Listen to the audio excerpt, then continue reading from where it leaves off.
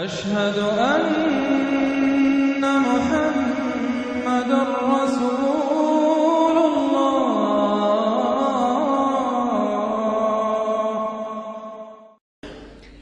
یہ جو اب تیسری صورت آ رہی ہے اس چھوٹے گروپ کی، سب گروپ کی، سورۃ الحجر، اس کا سٹائل بالکل مختلف، مزاج منفرد، لیکن اس مجموعے کے اندر جو ہے اپنے اسلوب کے اعتبار سے یہ بالکل منفرد ہے۔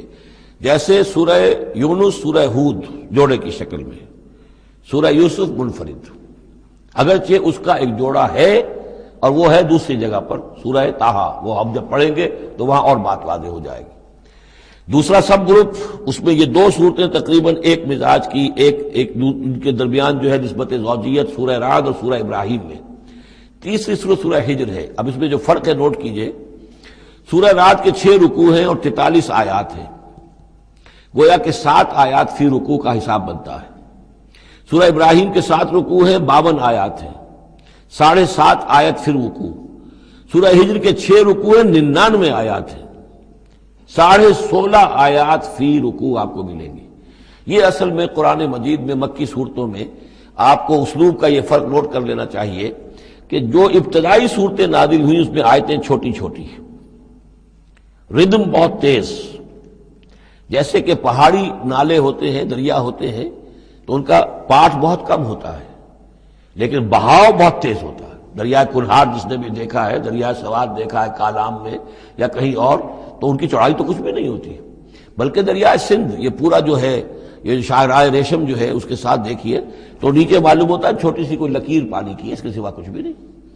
لیکن جب وہی دریا آتے ہیں میدانوں میں تو اب آپ کو معلوم ہے دریائے سندھ جب دریا خاں کے پاس سے گزرتا ہے تو وہ 14 میل چوڑا بھی ہوا کرتا تھا، بارشوں کے زمانے میں 14 میل چوڑائی، اسی طریقے سے نیچے باولپور کے ایریا میں۔ تو یہ فرق ہے ان آیات کا۔ جو ابتدائی مکی صورتیں ہیں آیتیں چھوٹی چھوٹی، ان میں صوتی آہنگ بہت نمایاں، اس میں ایک موسیقی اور غنا کا پہلو بہت ہی واضح، اور اس میں جو ہے مضامین پھیل کر آتے ہیں، کھل کھل کر آتے ہیں، بڑی جو مضامین بہت گہرے ہوتے ہیں اور بہت پختہ ہوتے ہیں، احکمت آیات ہو۔ بعد میں جو صورتیں آئی ہیں مکی دور میں ہی ان مزاج بدلنا شروع ہوا، درمیانی دور میں کچھ اور آخری میں آ کر اب آیتیں بڑی بڑی ہیں، لمبی لمبی ہیں، اور یہ چیز جا کر پھر مدنی دور میں پھر انتہا کو پہنچ جاتی ہے۔ ایک ایک آیت، آیت الکرسی، آیت البر وہ ہم پڑھ چکے، آیت الدین، ایک آیت کتنی بڑی۔ پھر وہاں ظاہر بات ہے کہ وہ ردم بھی اتنا نمایاں نہیں رہتا جتنا کہ آپ سورہ قاف میں دیکھتے ہیں، سورۃ النجم میں دیکھتے ہیں، سورہ رحمان میں دیکھتے ہیں، سورہ واقعہ میں دیکھتے ہیں، سورہ ملک میں دیکھتے ہیں۔ یہ جو صورتیں ہیں آخری جو 2 گروپس کی ہیں، انہی کی طرح کی ایک صورت یہ سورہ ہجر ہے۔ اصل میں زمانہ نزول کے اعتبار سے یہ ابتدائی 4 سالوں کی صورت ہے۔ اب یہ کہ مصحف میں یہاں کیوں رکھی گئی ہے، اب میں بہت ہی جرأت کر کے ایک بات کہہ رہا ہوں، اللہ عالم، میں یہ سمجھتا ہوں کہ یہ جو کہ ان صورتوں کا یہ سلسلہ بہت طویل ہو گیا اور اس میں ایک طرح کی مونوٹنی سی پیدا ہو رہی ہے، مضامین جو ہیں تقریباً ایک ہی طرح کے دوہرا کر آ رہے ہیں، وہی ایک ان کا مطالبہ، معجزہ دکھاؤ، حصی کو نشانی دکھاؤ، اس کا جواب۔ تو رد و قدح جو ہے یہ تمام صورتیں جو ہم نے پڑھ لی ہیں 5 صورتیں، ان کے اندر مزاج ایک ہی ہے۔ تو گویا کہ اس مونوٹنی کو اللہ تعالیٰ نے چاہا کہ ختم کر کے، اور ابتدائی دور کی ایک صورت جس کا مزاج مختلف ہے ان صورتوں سے، اس کو یہاں شامل کر دیا گیا۔ البتہ یہ ہے کہ سورہ شعراء جو ہے، میں نے آپ کو بتایا تھا کہ 227 آیتیں ہیں اس کی، کل 14 رکوع ہیں، تقریباً یہی اوسط بنے گا اس کا، 16-17 آیتیں ہر رکوع کے اندر۔ سورہ شعراء اس سے بہت مشابہ ہے اس سورہ ہجر کا مضمون۔ دوسری بات یہ نوٹ کر لیجئے کہ یہاں پر خاص طور پر وہ جو میں نے آپ سے عرض کیا تھا کہ جو پاروں کی تقسیم ہوئی ہے اس میں کوئی حکمت پیش نظر نہیں رکھی گئی، اور یہ دور صحابہ میں تھا بھی نہیں۔ اب دیکھیے کہ سورہ ہجر کی صرف ایک آیت ہے کہ جو 13ویں پارے میں شامل ہے، اور اس کے بعد پوری سورت جو ہے ربما یود الذین کفروا، یہ پوری جو ہے دوسرے پارے 14ویں پارے کے اندر ہے۔ یہی سورت ہم دیکھ آئے ہیں سورہ ہود کے اندر۔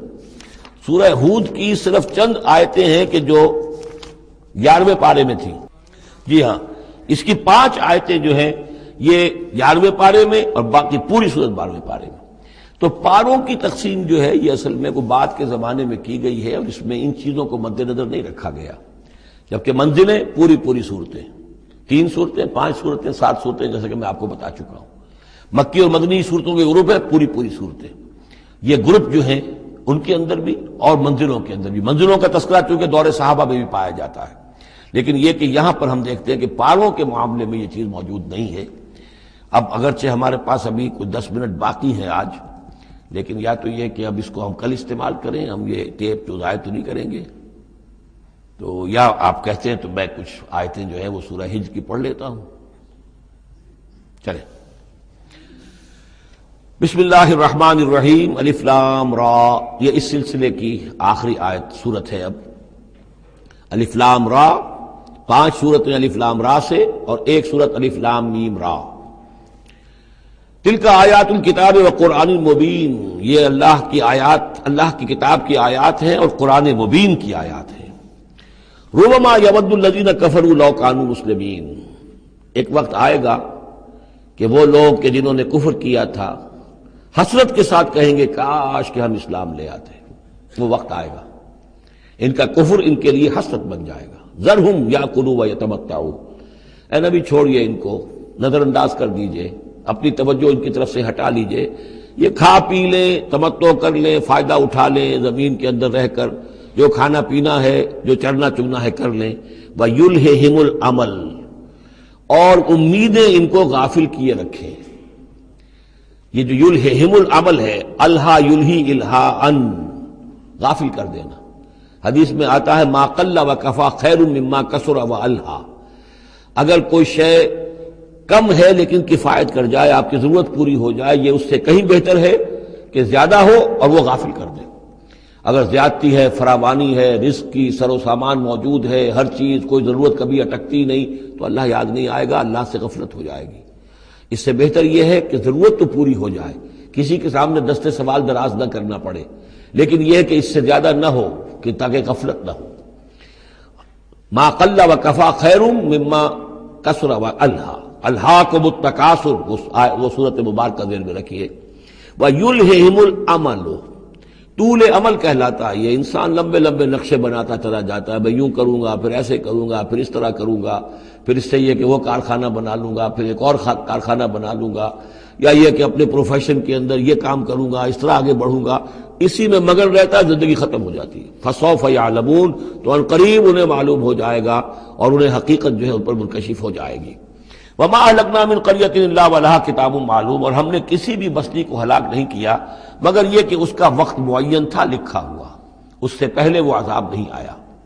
مَا تَسْبِقُ مِنْ أُمَّةٍ أَجَلَهَا وَمَا يَسْتَأْخِرُونَ، اور جب وہ وقت آ جاتا تھا تو نہ کوئی امت وہ اس سے پہلے آگے بڑھ سکتی تھی اور نہ وہ پیچھے کر سکتے تھے. وہ وقت تو معین ہے اللہ کا، تو نہ وہ پیچھے کر سکتے ہیں نہ امت آگے بڑھ سکتی ہے. وَقَالُوا يَا أَيُّهَا الَّذِي نُزِّلَ عَلَيْهِ الذِّكْرُ إِنَّكَ لَمَجْنُونٌ، اور بڑی ڈھٹائی کے ساتھ انہوں نے کہا اے وہ شخص جس کا یہ گمان ہے کہ اس پر ذکر نازل ہوا ہے. یہ ترجمہ میں کر رہا ہوں، ورنہ لفظی ترجمہ کیا ہوگا؟ اے وہ شخص جس پر ذکر نازل کیا گیا ہے، انک لمجنون، ہمارے نزدیک تو تم مجنون ہو، تمہارا دماغ خراب ہو گیا ہے، تم پر جن کا اسیب کا سایہ آ گیا ہے، یا تمہارا دماغی توازن صحیح نہیں رہا. لہذا بامحاورہ ترجمہ ہوگا اے وہ شخص، قالوا یا ایھا الذی، اے وہ شخص جو یہ سمجھتا ہے، جس کو یہ زوم ہے، جس کا گمان ہے، نزل علیہ الذکر، کہ اس پر اللہ کی طرف سے الذکر نازل ہوا ہے، یاد دہانی نازل ہوئی ہے، انک لمجنون، ہمارے نزدیک تو تم دیوانے ہو گئے ہو. معاذ اللہ ثم معاذ اللہ. لو ما تاتینا بالملائکۃ ان کنت من الصادقین، کیوں نہیں لے آتے فرشتوں کی فوج ہمارے سامنے اگر تم سچے ہو. ما ننزل الملائکۃ الا بالحق، اور اللہ تعالیٰ کی طرف سے جواب آ رہا ہے ہم نہیں اتارا کرتے فرشتوں کو مگر حق کے ساتھ. فرشتے تو آتے تو عذاب لے کر آتے ہیں، فیصلہ لے کر آتے ہیں. فرشتے آئے تھے حضرت لوط کی قوم کے اوپر اور سدوم اور عمورہ کی بستیوں پر عذاب لانے کے لیے آ گئے تھے. تو یہ فرشتوں کو بلانا چاہتے ہیں، اپنی شامت بلانا چاہتے ہیں. ما ننزل الملائکۃ الا بالحق، وہ تو آتے ہیں تو آخری فیصلے کے لیے آتے ہیں. وما کانوا اذا منذرین، اور پھر انہیں کوئی اور پھر مہلت نہیں دی جاتی. انا نحن نزلنا الذکر وانا له لحافظون، یقیناً ہم ہی نے یہ ذکر نازل کیا ہے اور ہم ہی اس کے محافظ ہیں، ہم اس کی حفاظت کریں گے. یہ آیت مبارکہ بہت اہم ہے، جیسا کہ اس سے پہلے بھی عرض ہو چکا ہے کہ قرآن کی محفوظیت کے معاملے میں کہ اللہ تعالیٰ نے اس کی حفاظت کا ذمہ خود لیا ہے. جہاں تک تو تعلق ہے انا نحن نزلنا الذکر کا، تو یہ چیز تو اپلیکیبل ہے تورات کو بھی اور انجیل کو بھی. تورات بھی اللہ نے نازل کی، ہم پڑھ چکے سورہ مائدہ میں انا انزلنا التوراۃ فیہا ھدی ونور. انجیل نازل کی ہم نے، اس میں ہدایت بھی تھی، نور بھی تھا. لیکن دوسرا ٹکڑا انا لہو لحافظون، ہم ہی ہیں اس کی حفاظت کرنے والے، یہ صرف ایکسکلوسیو ہے معاملہ قرآن کا. اس کے سوا کسی اور صحیفہ آسمانی اور کسی کتاب سماوی کو اللہ تعالیٰ نے ضمانت نہیں دی. اور اس کی وجہ یہی ہے کہ اصل ہدایت نامہ جو ابدی ہے، جو کامل ہے، وہ ابھی آنے والا ہے. لہذا یہ سابقہ ایڈیشنز جو ہیں، نامکمل ایڈیشنز ہیں، یہ تو یوں سمجھیے کہ انٹرم پیریڈ کے لیے کچھ انسٹرکشنز تھی جو دے دی گئیں، ان کو مستقل طور پر محفوظ رکھنے کی کوئی ضرورت نہیں تھی. یہ ختم نبوت پر ایک بہت بڑی دلیل ہے کہ کسی بھی قادیانی سے اگر بات کی جائے تو اگر اس سے یہ کہا جائے کہ آیا تمہارے نزدیک قرآن میں ہدایت کامل ہوئی یا نہیں، تو جواب دے گا ہدایت تو کامل ہو گئی. نمبر 2، کیا تمہارے نزدیک قرآن محفوظ ہے یا نہیں؟ اگر وہ محفوظ بھی ہے تو پھر کسی اور وحی کی ضرورت کیا ہے؟ اللہ تعالیٰ کوئی کام عبث تو نہیں کرتا، ضرورت کے بغیر نہیں کرتا، کسی مقصد کے بغیر نہیں کرتا. یا تو یہ کہیں کہ ابھی ہدایت کامل نہیں ہوئی تھی، وہی جاری رہنی چاہیے، اس کا جواز ہو جائے گا. یا کہیں کہ کامل تو ہو گئی تھی قرآن میں لیکن وہ تو ضائع ہو گئی، محفوظ نہیں رہی، تب بھی وحی کی کھڑکی جو ہے اس کے کھلے رہنے کا جواز پیدا ہوگا. لیکن اگر کوئی شخص ان دونوں باتوں کو نہ مانے بلکہ اعتراف کر لے کہ ہدایت قرآن میں کامل ہو گئی اور یہ کہ وہ محفوظ بھی ہے، تو پھر اجرائے وحی، یہ تھا اصل میں جو فتنہ اٹھایا ہے غلام احمد قادیانی نے کہ وحی تو ایک نعمت تھی، کیسے بند ہو سکتی ہے، وحی کا سلسلہ جاری رہے گا. لیکن اس کو لے کر اس نے جو ہے پھر آگے اپنی نبوت کا دعویٰ کیا. لیکن اجرائے وحی کے لیے ضرورت عقلی جو ہے وہ دو شکلوں کے سوا ثابت نہیں ہو سکتی. یا ہدایت کامل نہیں ہوئی ہوتی جیسے کہ ابھی تورات میں نہیں ہوئی تھی، انجیل میں نہیں ہوئی تھی، قرآن میں آ کر کامل ہو گئی، یا کامل ہو کر اور وہ گم ہو گئی ہو، اس میں کوئی ترمیم و تنسیخ ہو گئی ہو جو کہ پھر وحی کے ذریعے سے اس کی تصحیح ہو سکے. اور دونوں باتیں اگر کوئی نہیں مانتا تو کوئی عقلی دلیل جو ہے وحی کے جاری رہنے کے لیے موجود نہیں. وَلَقَدْ أَرْسَلْنَا مِن قَبْلِكَ فِي شِيَعِ الْأَوَّلِينَ، اور اے نبی ہم نے آپ سے پہلے بھی رسول بھیجے تھے اگلی جماعتوں میں، اگلی قوموں میں. یہ شیعہ اس علیحدہ ہو جانے والے، کیونکہ قومیں بڑھتی چلی گئی نسلوں کے اندر. حضرت نوح علیہ السلام کی قوم تقسیم ہو گئی، ان کے 3 بیٹوں سے نسلیں بنتی چلی گئیں، تو یہ گویا کہ شائع ہونا، علیحدہ ہونا، پھیل جانا، پھیلتی چلی گئی. وما یاتیہم من رسول الا کانوا بہ یستہزئون، اور نہیں آیا ان کے پاس کوئی بھی رسول، جب بھی کبھی آیا مگر وہ استہزاء کرتے رہے، تبصر کرتے رہے. کذالک نسلکہ فی قلوب المجرمین، اسی طریقے سے ہم اس کو چبھو دیتے تھے مجرموں کے دلوں کے اندر. مجرموں کے دلوں میں جا کر وہ چبھ جاتی تھی، وہ سمجھ لیتے تھے کہ حق ہے، لیکن چونکہ ان کے مفادات پر زد پڑتی تھی تو وہ استہزاء کرتے تھے. لا یؤمنون بہ، وہ ایمان نہیں لائیں گے اس پر. وقد خلت سنت الاولین، اور اے نبی یہ پہلوں کی بھی یہ سنت گزر چکی ہے. یہی طریقہ ہمیشہ رہا ہے، جیسے آج آپ آئے ہیں یا ذکر آپ پر نازل کیا گیا ہے، ایسے ہی ہم رسولوں کو بھیجتے رہے، کتابیں ان پر نازل ہوئیں، لیکن یہ کہ انہوں نے مان کر نہیں دیا. وَلَوْ فَتَحْنَا عَلَيْهِمْ بَابًا مِّنَ السَّمَاءِ فَظَلُّوا فِيهِ يَعْرُجُونَ، اور اگر ہم نے اس پر آسمان کا کوئی دروازہ کھول بھی دیا ہوتا اور وہ اس میں چڑھنے لگتے، تب بھی وہ یہ کہتے لَقَالُوا إِنَّمَا سُكِّرَتْ أَبْصَارُنَا، کہ ہماری تو نگاہوں پر کچھ جادو کر دیا گیا، شکر کر دیا گیا، نظر بندی کر دی گئی تھی. بل نحن قوم مسحورون، حقیقت میں تو ہم جادو کی زد میں آ گئے تھے. وَلَقَدْ جَعَلْنَا فِي السَّمَاءِ بُرُوجًا وَزَيَّنَّاهَا لِلنَّاظِرِينَ وَحَفِظْنَاهَا مِنْ كُلِّ شَيْطَانٍ رَجِيمٍ إِلَّا مَنِ اسْتَرَقَ السَّمْعَ فَأَتْبَعَهُ شِهَابٌ مُّبِينٌ. صدق اللہ العظیم. رب اشرح لي صدري ويسر لي امري واحلل عقدة من لساني يفقهوا قولي. اللهم ربنا الهمنا رشدنا واعذنا من شرور انفسنا. اللهم ارنا الحق حقا وارزقنا اتباعه وارنا الباطل باطلا وارزقنا اجتنابه. اللهم ربنا آنس وحشتنا في قبورنا وارحمنا بالقرآن العظيم.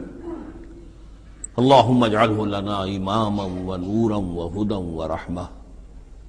اللهم ذكرنا منه ما نسينا وعلمنا منه ما جهلنا وارزقنا تلاوته آناء الليل وآناء النهار واجعله لنا حجة يا رب العالمين آمين. سورہ ہجر کے پہلے رکوع میں، جس کا ترجمہ ہم کر چکے ہیں، دو مرتبہ قرآن حکیم کے لیے لفظ آیا ہے الذکر، اس کی طرف خصوصی توجہ کی ضرورت ہے۔ ایک تو یہ کہ خود اللہ تعالیٰ نے فرمایا انا نحن نزلنا الذکر وانا لہ لحافظون، ہم نے ہی یہ ذکر، یہ قرآن نازل کیا ہے اور ہم ہی اس کے محافظ ہیں۔ اور ایک مرتبہ آیا ہے کہ جو آپ کے مخالفین تھے اور جو استہزاء کر رہے تھے، انہوں نے مذاق اڑاتے ہوئے کہا یا ایھا الذی نزل علیہ الذکر انک لمجنون، اے وہ شخص کہ جس کا گمان ہے ذکر نازل ہوا ہے، ہم تو سمجھتے ہیں کہ تمہارا دماغی توازن ٹھیک نہیں رہا، یا یہ کہ تم پر کسی آسیب کا سایہ آ گیا ہے۔ یہ مجنون کی وضاحت بھی سمجھ لیجئے، مجنون جن سے بھی بنا ہے۔ جن کہتے ہیں عربی زبان میں مخفی شے کو، اس لیے جنین کہلاتا ہے وہ بچہ جو ابھی رحم مادر میں ہے، جو نظر نہیں آتا، چھپا ہوا ہے، معلوم تو ہے کہ بچہ ہے، پیٹ میں ہے، لیکن یہ کہ جنین ہے وہ ابھی وہ چھپا ہوا ہے۔ اسی سے لفظ جنت بنا ہے۔ جنت جو ہے زمین کا وہ ٹکڑا ہے جس پر خوب درخت ہوں، پودے ہوں، گھاس ہو، تو زمین چھپی ہوئی ہو، زمین ڈھکی ہوئی ہے، زمین جو ہے نمایاں نہیں ہے۔ جنت وہ ہے۔ جن علیہ اللیل کا آیا تھا کہ جب حضرت ابراہیم کا تذکرہ تھا، جب رات نے اس پر تاریکی کا پردہ طاری کر دیا تو گویا کہ ہر شے چھپ گئی۔ تو یہ جو جن کسی پر آ جانا، جس کو ہم کہتے ہیں اس پر کو آسیب کا سایہ ہو گیا، تو مجنون کے معنی یہ بھی تھے۔ اور مجنون اس کو بھی کہتے تھے کہ جس کا دماغی توازن ٹھیک نہ رہا ہو۔ اور یہ بات خاص طور پر نوٹ کرنے کی ہے کہ یہ بات اصل میں حضور کے بارے میں بالکل ابتدائی دور میں کہی گئی تھی، اور اس کے کہنے والوں میں وہ لوگ بھی تھے کہ جو معاندانہ انداز میں نہیں بلکہ ہمدردانہ انداز میں کہہ رہے تھے۔ یعنی بالکل شروع میں جب حضور نے دعویٰ کیا نبوت کا اور فرمایا کہ اس طرح میں تھا وہاں غار حرا میں، اور وہاں فرشتہ آیا ہے، جبرائیل آیا ہے، تو بہت سے لوگوں کو گمان ہوا کہ معلوم ہوتا ہے کہ کوئی بدروح، کوئی آسیب کا سایہ ہو گیا ہے انہیں۔ تو اس حوالے سے اس میں صرف مخالفت ابھی نہیں تھی، بلکہ اس میں ان کے لیے واقعتاً ایک بالکل چونکہ نئی بات تھی، لہٰذا یہ کہنے کا معاملہ جو ہے اس پہلو سے بھی تھا کہ اچھے بھلے آدمی تھے، ہم سوچتے تھے کہ واقعی یہ کئی دن جا کے مراقبے کرتے ہیں، اب یہ رہتے ہیں وہاں غار میں اکیلے تنہا دن رات، تو کہیں کچھ ہو نہ جائے تو معلوم ہوتا کچھ ہو گیا ہے، تو کوئی نہ کوئی جنون عارضہ ہو گیا ہے یا جن کا سایہ ہو گیا ہے۔ تو اس لفظ کو بھی سمجھ لیجیے، اور جو بتانا تھا وہ یہ ہے کہ سورہ نون جو کہ بالکل ابتدائی دور میں نازل ہوئی ہے، جس کا نام سورہ قلم بھی ہے، 29ویں پارے کی دوسری سورت، اس میں بھی یہی بات جو ہے کہی گئی ہے۔ اسی کے حوالے سے میں آپ کو بتا رہا ہوں کہ یہ سورہ مبارکہ جو ہے بالکل ابتدائی دور کی صورتوں میں سے ہے، اسی مشابہت کی وجہ سے۔ قرآن مجید کا ذکر ہونا اس معنی میں ہے، کئی مرتبہ واضح کر چکا ہوں کہ قرآن کا فلسفہ یہ ہے کہ جو ایمانی حقائق ہیں، خاص طور پر اللہ کی ذات کا علم اور اس کی صفات کا علم، وہ روح انسانی کے اندر موجود ہے، بس صرف اس پر ظہور کا پردہ طاری ہو گیا۔ جیسے آپ کو کوئی چیز پہلے معلوم تھی، اب یاد نہیں رہی، معلوم تھی لیکن اب بھول گیا۔ بھولنے کا مطلب کیا ہے کہ وہ آپ کی یادداشت کے ذخیرے میں کہیں نیچی اتر گئی ہے۔ وہ حافظ خانہ جو ہے، ہر انسان کی میموری جو ہے، اب اس کے نہ معلوم کتنے تہہ خانے ہیں، ان میں کسی نچلے تہہ خانے میں جا کر چھپ گئی ہے، وہ آپ کے شعور کی سطح پر نہیں ہے۔ تو کوئی چیز جس کا اس سے تعلق ہو، وہ اگر سامنے آئے گی تو فوراً وہ چیز یاد آ جائے گی۔ ایک دوست سے سال ہا سال ہو گئے ملاقات نہیں، کبھی خیال بھی نہیں آیا، بھول گئے آپ اس کو، لیکن اچانک کبھی اس نے کوئی رومال آپ کو دیا تھا، کوئی قلم دیا تھا، آپ نے ٹرنک میں رکھا ہوا تھا، ٹرنک کھولا، وہ قلم یا رومال دکھائی دیا، فوراً دوست یاد آ گیا۔ تو یہ قلم یا یہ رومال جو ہے یہ آیت ہے، یہ نشانی ہے، اس نشانی سے آپ کو ایک بھولی بسلی بات یاد آ گئی۔ اسی طرح یہ آیات آفاقیہ، آیات انفسیہ، آیات قرآنیہ، یہ آیات ہیں، نشانیاں ہیں یاد دلانے کے لیے، تاکہ اللہ یاد آ جائے۔ حقیقت میں اللہ تعالیٰ کا علم اور اللہ کی معرفت سوئی ہوئی ڈورمنٹ پوزیشن میں، ڈورمنٹ کنڈیشن میں ہماری روح میں موجود ہے۔ تو الذکر، دی ریممبرنس یا دی ریمائنڈنگ، یہ اصل میں وہ چیزیں کہ جو روح انسانی کے اندر موجود ہیں، لیکن جن پر ظہور کے اور نسیان کے پردے پڑ گئے ہیں، ان پردوں کو ہٹا کر تازہ کرنا۔ وَلَقَدْ جَعَلْنَا فِي السَّمَاءِ بُرُوجًا، اور ہم نے آسمان میں برج بنائے۔ یہ بھی ابھی ہم نہیں کہہ سکتے کہ ان کی اصل حقیقت کیا ہے، یہ بھی آیات متشابہات میں سے شمار ہوں گے۔ وَزَيَّنَّاهَا لِلنَّاظِرِينَ، اور ہم نے اسے مزین کر دیا ہے آسمان کو اور برجوں کو دیکھنے والوں کے لیے، جو بھی ستارے نظر آتے ہیں، کیا رنگا رنگ نقشہ آسمان پر نظر آتا ہے۔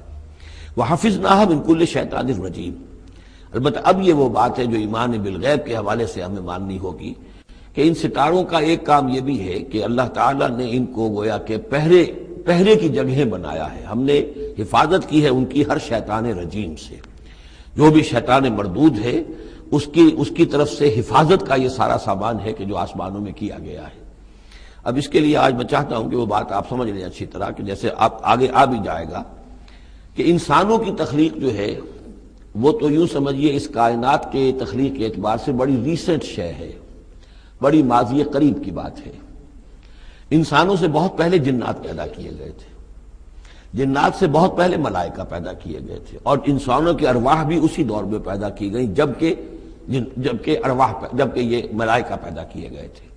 تو جتنی مخلوقات کو ہم جانتے ہیں، بہت سی مخلوقات اب بھی ایسی ہوگی کہ جس کا ہمیں کوئی شعور نہیں، ادراک نہیں، ہم جانتے ہی نہیں۔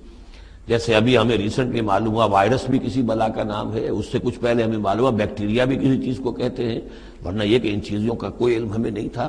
ابھی پتہ نہیں اور کیا کیا چیزیں ہیں کہ جو ظہور میں آنے والی ہیں، لیکن جو چیزیں بھی آج تک ہم جانتے ہیں ان میں یوں سمجھیے کہ جن ہستیوں میں خود شعوری ہے، سیلف کانشسنس، وہ 3 مخلوقات ہیں صرف، ملائکہ، جنات اور انسان۔ باقی جو حیوانات ہیں زمین کے اوپر، چاہے وہ بر کے ہیں یا بحر کے ہیں یا ہوا کے ہیں، فضا کے ہیں، پرندے ہوں یا زمین پر چلنے والے خشکی کے جانور ہوں یا دریا میں اور سمندر کے اندر جو بھی حیوانات ہیں، مچھلیاں ہیں یا اور جاندار ہیں، ان سب میں شعور تو ہے، خود شعوری نہیں ہے۔ البتہ یہ کہ ترتیب یہی ہے کہ پہلے جنات پیدا کیے گئے اور وہ چونکہ آگ سے پیدا کیے گئے تھے، تو ان کے اندر پوٹینشل جو قوت ہے وہ ہم انسانوں کے مقابلے میں بہت زیادہ ہے، اور ان کی رسائی اس کائنات میں بہت دور تک ہے۔ بس میرا یہ گمان ہے، باقی چیزیں تو میں خاص وثوق سے کہہ رہا ہوں، لیکن میرا گمان یہ ہے کہ جو سولر سسٹم ہے، چونکہ ہماری اس پوری جو ہماری یہ فیملی ہے، یہ خاندان ہے، جو یہ سولر سسٹم ہے، سورج کا کنبہ کہلاتا ہے، تو اس کا جو منبع سرچشمہ ہے وہ سورج ہے، اور معلوم ہوتا ہے کہ اسی کی آگ سے اور اسی کی لپٹ سے اور جنات کی تخلیق ہوئی ہے۔ تو یہ جنات، سولر سسٹم پورا کا پورا جو ہے وہ جنات کے دائرے میں داخل ہے، وہ اس میں آ جا سکتے ہیں۔ اس کے لیے انہیں کسی راکٹ کی ضرورت نہیں، کسی مشین کی ضرورت نہیں، کسی ذرائع کی ضرورت نہیں، بلکہ اس کی استعداد ان کے اندر موجود ہے۔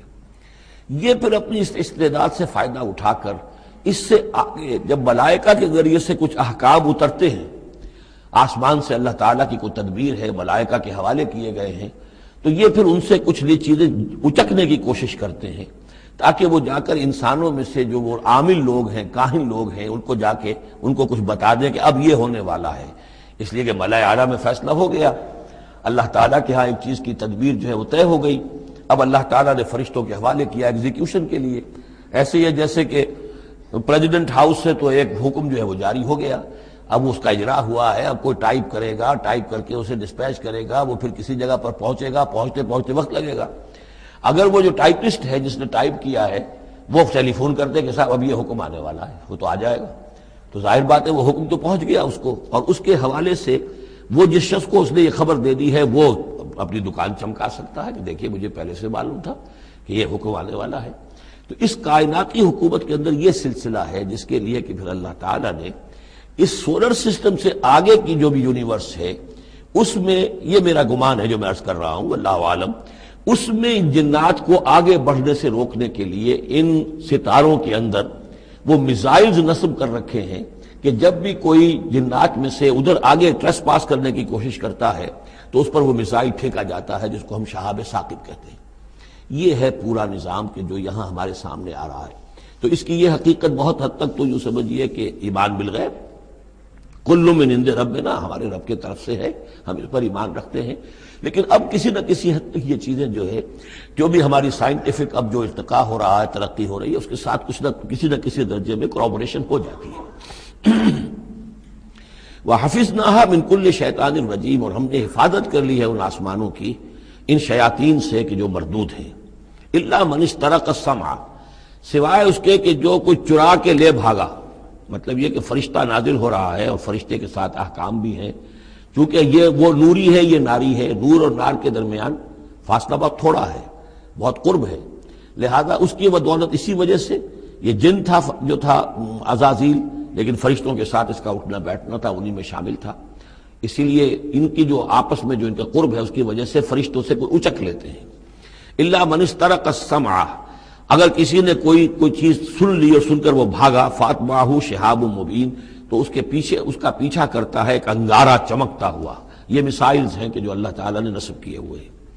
والارض مددناہا، اور زمین کو ہم نے پھیلا دیا جیسے بستر پھیلایا جاتا ہے، والقینا فیہا رواسیا، اور اس میں ہم نے لنگر ڈال دیے۔ یہ پہاڑ جو ہے قرآن مجید بار بار کہتا ہے کہ زمین کا جو سٹیبلائزنگ ایفیکٹ ہے ان پہاڑوں کا زمین کی حرکت کے دوران۔ فَأَنبَتْنَا فِيهَا مِن كُلِّ شَيْءٍ مَوْزُونٍ، اور اس میں ہم نے اگا دی ہر شے جو کہ بہت ہی اندازے سے ہے، یعنی یہ کہ جو بھی کوئی ایک شے بھی اگر ایک حد سے آگے بڑھ جائے تو وہ باقی ساری چیزوں کو ختم کر دے گی۔ بعض ایسی مچھلیاں ہیں کہ اگر ان کی جو ریپروڈکٹیو صلاحیت ہے، جتنے ان کے انڈے ہوتے ہیں وہ سب انڈے جو ہے وہ مچھلیاں بن جائیں تو چند ہی سال کے اندر یہ زمین جو ہے اس سے کئی گنا حجم جو ہے وہ ایک مچھلی کی اولاد سے اور ایک مچھلی کی نسل سے وجود میں آ جائے گا۔ تو ایک کنٹرول کیا ہوا اللہ نے ہر شے کے اوپر، تمام چیزیں جو ہیں وہ ایک اندازے کے مطابق، ایک وزن کے ساتھ، ایک اندازے کے ساتھ اس دنیا میں چل رہی ہیں۔ من کل شیء موزون، ہر چیز جو ہے وہ ایک اندازے اور وزن کے مطابق ہے۔ وجعلنا لکم فیہا معاش، اور ہم نے اس میں تمہارے لیے طرح طرح کے معاش کے سلسلے پیدا کر دیے۔ ومن لستم لہ برازقین، اور ہم تو ان کو بھی روزی کا سامان دیتے ہیں جن کو تم رزق نہیں دیتے۔ ایک تو یہ ہے کہ تمہارے پاس گھوڑا بندھا ہوا ہے، تمہیں فکر رہتی ہے چارہ اس کو دینا ہے، کچھ نہ کچھ دانہ ڈالنا ہے، لیکن کتنی مخلوقات ہماری ہے کہ تم نہیں ہو اس کو رزق دینے والے، ہم رزق پہنچا رہے ہیں۔ وَإِن مِّن شَيْءٍ إِلَّا عِندَنَا خَزَائِنُهُ، اور نہیں ہے کوئی شے مگر یہ کہ ہمارے پاس تو اس کے خزائن ہیں، لا متناہی، ہماری ریسورسز جو ہیں وہ یہ کہ لمیٹڈ نہیں ہے، لیکن وما ننزلہ الا بقدر معلوم، ہم نہیں نازل کرتے اس میں سے مگر ایک اندازے کے مطابق کہ جو طے شدہ ہے۔ یعنی یہ کہ سٹور تو بہت بڑا ہے، لیکن یہ کہ سٹور سے جو ایشو ہوتا ہے اللہ تعالیٰ کے ہاں ہر چیز کا، تو اس کا ایشو ہونا جو ہے وہ اندازے کے مطابق ہے، ایک حساب کتاب کے ساتھ ہے، ورنہ جیسا کہ میں نے کہا کیوس ہو جائے۔ وارسلنا الرياح لواقح، اور ہم نے بھیج دی ہوائیں، ہم بھیج دیتے ہیں ہوائیں جو بوجھل ہوتی ہیں یا بوجھل کرنے والی ہوتی ہیں۔ لواقح کا مفہوم پہلے تو یہ سمجھا جاتا تھا کہ چونکہ وہ بادلوں کو لے کر آتی ہیں اس اعتبار سے، لیکن اب ادھر ایک اشارہ ہو رہا ہے جدید سائنس کے حوالے سے کہ پولن گرینز جو ہیں وہ بھی ہواؤں کے ذریعے سے آتے ہیں، اور وہ پھر آ کر پھولوں کو جب وہ وہاں فرٹیلائزیشن ہوتی ہے تو اس سے پھر وہ فصل بنتی ہے۔ تو ہوائیں جو ہیں وہ گویا کہ بار آور کرتی ہیں، اور اس طریقے سے یہ نباتاتی نظام چل رہا ہے۔ فَأَنزَلْنَا مِنَ السَّمَاءِ مَاءً، پھر ہم نے اتار دیا آسمان سے پانی، فَاسْقَيْنَاكُمُوهُ، پھر ہم نے وہ پانی تمہیں پلایا، تمہارے پینے کے لیے بندوبست کیا۔ وَمَا أَنْتُمْ لَهُ بِخَازِنِينَ، اور دیکھو تم اس کا سٹور نہیں کر سکتے، اس کا خزانہ نہیں بنا سکتے۔ کہاں کس طرح بناؤ گے خزانہ؟ واقعہ یہ ہے کہ یہ جو واٹر سائیکل ہے اس دنیا میں، یہ بھی اللہ تعالیٰ کے عظیم، یعنی سمجھئے کہ کرشموں میں سے اور اللہ کے معجزات میں سے بہت بڑا معجزہ ہے کہ یہ جو ہمارے پہاڑوں کے اوپر اتنے بڑے بڑے گلیشیئرز ہیں، یہ کیا ہے؟ یہ واٹر سٹوریج ہے، ٹینکس ہے۔ یہیں سے تو پانی ہے جو آ رہا ہے نیچے، وہ پگھل رہا ہے سب دھوپ سے، اور پھر وہ ندی نالوں سے ہو کے دریاؤں میں آیا، اور دریاؤں سے ہوتا ہوا زیر زمین سوتوں میں سے بھی گزر رہا ہے۔ وہ آپ نے کہیں پمپ سے نکال لیا، کہیں کنواں کھود لیا، پھر وہ پانی سارا کا سارا سمندروں کے اندر پہنچ گیا، ڈرین ہو گیا، پھر سمندر سے اب یہاں پر وہ ہو رہا ہے کہ دھوپ کی تمادت سے اب اس کی وہ بخارات بن رہے ہیں، اور وہ بخارات اوپر جا رہے ہیں، پھر وہ واپس جا رہا ہے، پھر وہ جو اوور ہیڈ ٹینکس ہیں وہ پھر جو ہے ریپلینش ہو رہے ہیں، وہ ساری جو کمی ہو گئی تھی پھر نئی برف پڑ گئی ہے، نیا سٹور۔ یہ جو نظام ہے اللہ کا، اور یہ واٹر سائیکل سے ہی زندگی قائم ہے۔ مبدأ حیات پانی ہے، مادہ تخلیق حیوانات کا، جو اس دنیا کے حیوانات ہیں ان کا مادہ تخلیق مٹی ہے، مادہ تخلیق جنات کا آگ ہے، مادہ تخلیق انسانی ارواح اور ملائکہ کا نور ہے، لیکن مبدأ حیات جو ہے، حیات انسانی جو ہے یہاں پر، یا حیات حیوانی جو زمین کی ہے، اس پلینٹ کے اوپر جو زندگی ہے، اس کا مبدأ پانی ہے، اس حیات کا۔ تو اب یہ پانی کا سائیکل ہے جو چل رہا ہے. وما انتم لہو بخازنین، تم اس پانی کا کتنا خزانہ کر سکتے ہو، کتنا سٹور کر سکتے ہو، کس طرح کا نظام چلا سکتے ہو، کتنے بڑے پیمانے پر یہ واٹر سائیکل جو ہے اللہ تعالیٰ نے اس دنیا کے اندر چلایا ہوا ہے. وَإِنَّا لَنَحْنُ نُحْيِي وَنُمِيتُ، اور یہ یقیناً ہم ہی ہیں جو باقی بھی رکھتے ہیں اور موت بھی وارد کرتے ہیں، زندہ بھی رکھتے ہیں اور موت بھی وارد کرتے ہیں. وَنَحْنُ الْوَارِثُونَ، اور پھر ہم ہی وارث ہوں گے. ہر شے ختم ہو جائے گی، کسی کی کوئی ملکیت نہیں رہے گی، ساری کی ساری چیزیں پھر ہماری ہی کائنات ہے، ہماری ہی ملکیت ہے. وَلَقَدْ عَلِمْنَا الْمُسْتَقْدِمِينَ مِنْكُمْ وَلَقَدْ عَلِمْنَا الْمُسْتَأْخِرِينَ، ہمارے علم میں سے ہے کون لوگ تم میں سے آگے بڑھیں گے. اب دیکھیے چونکہ ابتدائی زمانے کی صورت ہے یہ، اب کون لوگ ہوں گے جو آگے بڑھ کر قرآن کو سینے سے لگائیں گے، کون لوگ ہوں گے جو محمد کی دعوت پر لبیک کہیں گے. یعنی جو ہم پڑھ چکے ہیں سورہ توبہ میں، السابقون الاولون من المہاجرین والانصار والذین اتبعوہم باحسان، یہ کون لوگ ہوں گے ہمیں معلوم ہے. ہم تو پہلے سے جانتے ہیں کہ ابو بکر ایک لمحے کی دیر نہیں لگائے گا، ہمیں معلوم ہے کہ عثمان کو ایک کچھ زیادہ وقت نہیں لگے گا، ہمیں معلوم ہے کہ ابو بکر کی تبلیغ سے یہ طلحہ اور زبیر اور عبد الرحمن ابن عوف اور سعید ابن زید اور یہ سب لوگ جو ہے ایمان لے آئیں گے، اور ہمیں یہ بھی معلوم ہے کون پیچھے رہ جائے گا، وہ بھی ہمیں معلوم ہے. وَلَقَدْ عَلِمْنَا الْمُسْتَقْدِمِينَ مِنْكُمْ وَلَقَدْ عَلِمْنَا الْمُسْتَأْخِرِينَ وَإِنَّ رَبَّكَ هُوَ يَحْشُرُهُمْ، اور پھر آپ کا رب ان سب کو جمع کرے گا. انہ حکیم علیم، یقیناً وہ کمال حکمت والا اور علم رکھنے والا ہے. اب جو اگلا رکوع آ رہا ہے سورہ مبارکہ کا، یہ اس اعتبار سے بڑا اہم ہے کہ اس میں تخلیق انسانی کے ضمن میں ایک بڑی ثقیل اصطلاح استعمال ہوئی ہے، اور یہ ثقیل اصطلاح 3 مرتبہ آئی ہے. اب ظاہر بات ہے کہ قرآن مجید جو ہے اگر اس طرح کی کوئی شکل اختیار کرتا ہے تو کوئی نہ کوئی حکمت اور ضرورت اس کی پشت پر ہوتی ہے. وَلَقَدْ خَلَقْنَا الْإِنسَانَ مِنْ صَلْصَالٍ مِّنْ حَمَإٍ مَّسْنُونٍ، اور یقیناً ہم نے انسان کو بنایا ہے اس مٹی سے جو سنی ہوئی تھی گارے کی اور پھر سوکھ کر کھنکنے لگی. حَمَإٍ مَّسْنُون، سنا ہوا گارا جس میں سے بدبو بھی اٹھ رہی ہو. دیکھیے یہ جو انسان کے مادہ تخلیق کے ضمن میں قرآن میں الفاظ آئے ہیں اب ان کو گنتے جائیے. نمبر 1 تراب، مٹی سے بنایا انسان کو. مٹی میں پانی مل گیا، گارا بن گیا، تو اس کو کہتے ہیں تین، من تین. خلقتنی من نار وخلقتہ من تین، یہ سورہ اعراف میں ہم پڑھائے ہیں. ابلیس نے کہا تھا کہ مجھے تو نے بنایا آگ سے اور اس کو بنایا آدم کو گارے سے، اور اب چاہتا اور مجھے حکم دے رہا ہے کہ میں اس کے سامنے جھکوں، میں تو اس کے سامنے نہیں جھک سکتا. تین کے بعد آیا تین لازب، گارا پڑا رہے تو وہ جب اس کے اندر پھر کچھ چپچپاہٹ پیدا ہو جاتی ہے، اور یہ پرانے زمانے میں ہوتا تھا. اب تو میں سمجھتا ہوں کہ جدید نسل کو تو ان چیزوں کا علم ہی نہیں ہے. کچے گھر بنتے تھے تو انہیں لیپتے تھے، پوتتے تھے، گارا بناتے تھے، تغاری ہوتی تھی، پھر مٹی کے اندر تھوڑی سی توڑی ڈال دیتے تھے. کوئی آرگینک میٹر ڈالیں گے تو فرمنٹیشن ہوگی، فرمنٹیشن ہوگی تو لیس سا اٹھے گا. ورنہ یہ کہ گارا جو ہے اگر اس گارے سے اگر پلسٹر کریں گے تو وہ پھٹ جائے گا. لیکن جب وہ گارا ذرا سن جاتا ہے، اس میں لیس پیدا ہو جاتا ہے، تو پھر اب جب اس کے ساتھ لیپتے تھے دیواروں کو، میں نے تو اپنے بچپن میں یہ سب دیکھا ہے، ایسے گھروں میں ہم رہے بھی ہیں کہ جن میں یہی فرش بھی اسی طریقے سے لیپے ہوئے ہوتے تھے اور دیواریں بھی ہوتی تھی. تو یہ کہ پھر اس کے اندر وہ ایک لیس سا پیدا ہو جاتا ہے فرمنٹیشن سے، وہ تین لازم ہے. اس سے اگلی سٹیج یہ ہے کہ اب وہ سڑنے لگے. یہ یعنی فرمنٹیشن اتنی پہنچ گئی کہ اس میں ہے حَمَإٍ مَّسْنُون، سنا ہوا گارا. پھر اگر کسی وجہ سے وہ خشک ہو جائے تو اب وہ کھنکنے لگتا ہے. جیسے کہ کبھی آپ نے دیکھا ہوگا ساحل کے قریب یا کسی دلدلی علاقے میں پپڑی اوپر آ جاتی ہے، جیسے زمین کے اوپر جو ہے پپڑی سی ہوتی ہے، اس پر آپ چلتے ہیں تو وہ کر کر ٹوٹتی ہے، کھنکنے والی مٹی بن جاتی ہے. وہ سنا ہوا گارا خشک ہو کر کھنکنے لگتا ہے. یہ سٹیجز ہیں ان مادہ تخلیق کی کہ جو آدم یا انسان کی تخلیق کے ضمن میں قرآن میں آئے. حالانکہ ایک لفظ بھی کفایت کر سکتا تھا، مٹی سے بنایا، تین سے بنایا، گارے سے بنایا، پھر تین لازم سے بنایا، پھر حَمَإٍ مَّسْنُون سے بنایا، من صلصال کالفخار سے بنایا، اور صلصال من حَمَإٍ مَّسْنُون، پھر صلصال کالفخار آخری سٹیج ہے. وہ ایسے بجنے لگا جیسے کہ اب یہ جو ہے وہ آئے گا سورہ رحمان میں.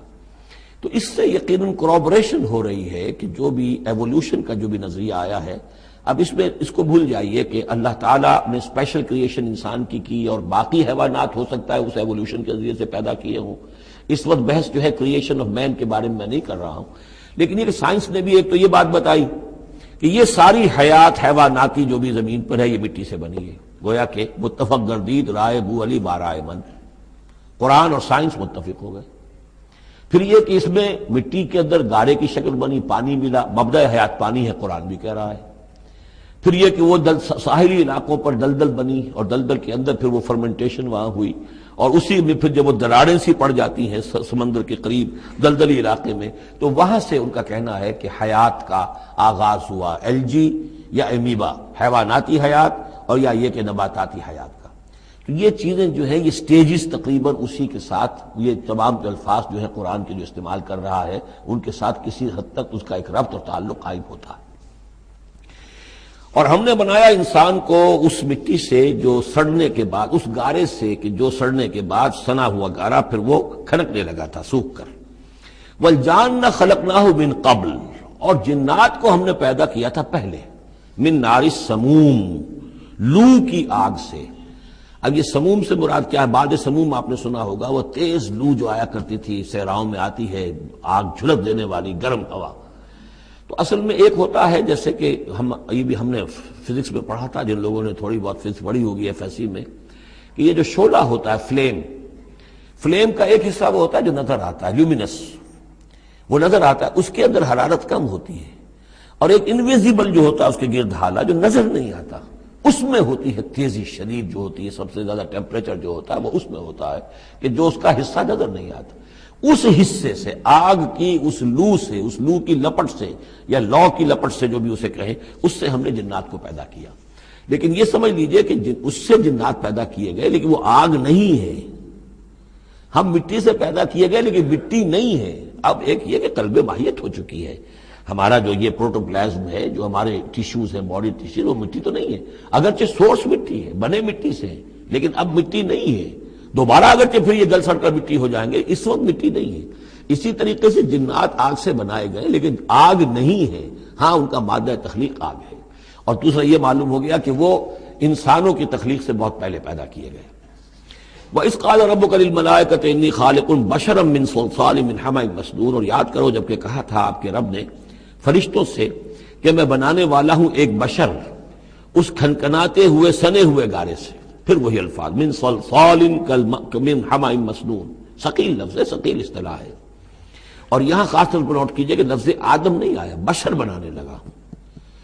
کہیں بھی قرآن مجید میں جہاں یہ تخلیق کے ابتدائی مراحل بیان ہوتے لفظ آدم کہیں نہیں ملے گا آپ کو، سوائے وہ ایک آیت میں نوٹ کرا چکا ہوں سورہ آل عمران کی، کہ عیسیٰ کی مثال بھی اللہ کے نزدیک آدم کی سی ہے، خلقہ من تراب ثم قال له کن فیکون، وہ ایک مثال موجود ہے، لیکن باقی کہیں آپ کو بشر، انسان، جب میں بنانے والا ہوں ایک انسان اس مٹی سے سنے ہوئے گارے کی جو سوکھ کر کھنکھنانے لگی ہے، فَإِذَا سَوَّيْتُهُ، جب میں اس کا تسویہ کر لوں۔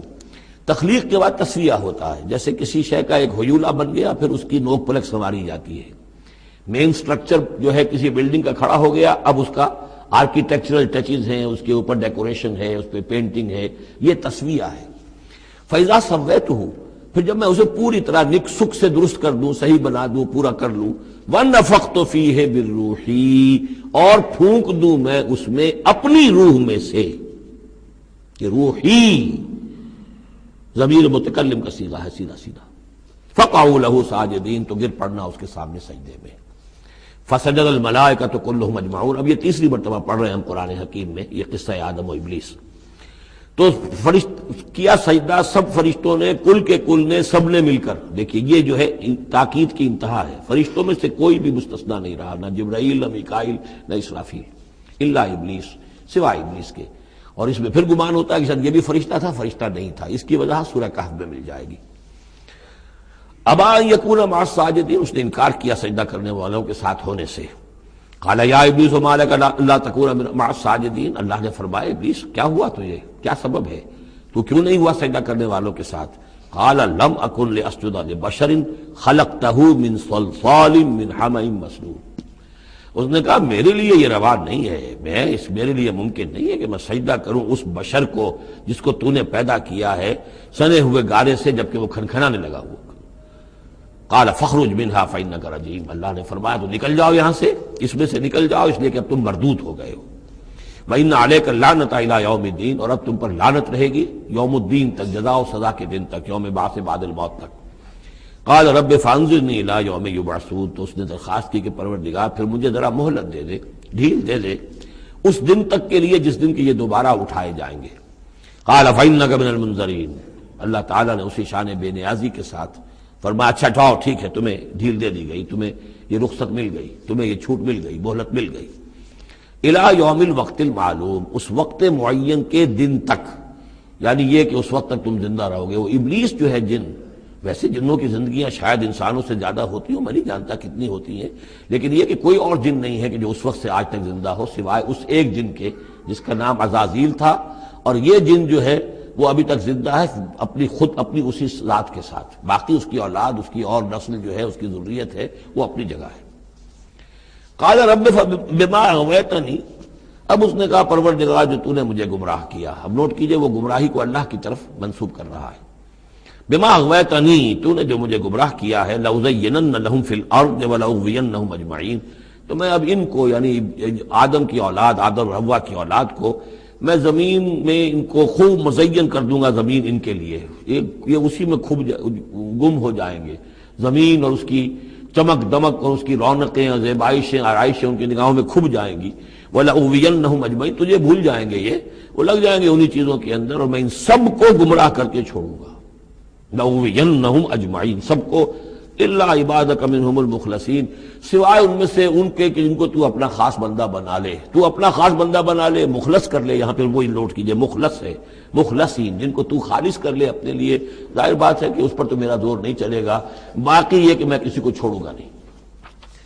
قال ھذا صراط علی مستقیم، اللہ تعالیٰ نے فرمایا ٹھیک ہے، یہ راستہ ہے میری طرف سیدھا، یعنی یہ میرے اور تمہارے درمیان معاملہ طے ہو گیا، میں نے تمہیں چھوٹ دی، تم اپنا زور لگا لو، جس طرح بھی چاہو بہکا لو، باقی یہ کہ ان عبادی لیس لک علیہم سلطان، میرے بندوں پر تجھے اختیار کوئی نہیں ہوگا، یعنی اختیار کسی بھی انسان پر نہیں ہے، یہ نہیں کہ جس کو اللہ نے مخلص کر لیا ہو اس پر اختیار نہیں، اختیار اسے کسی بھی انسان پر نہیں ہے۔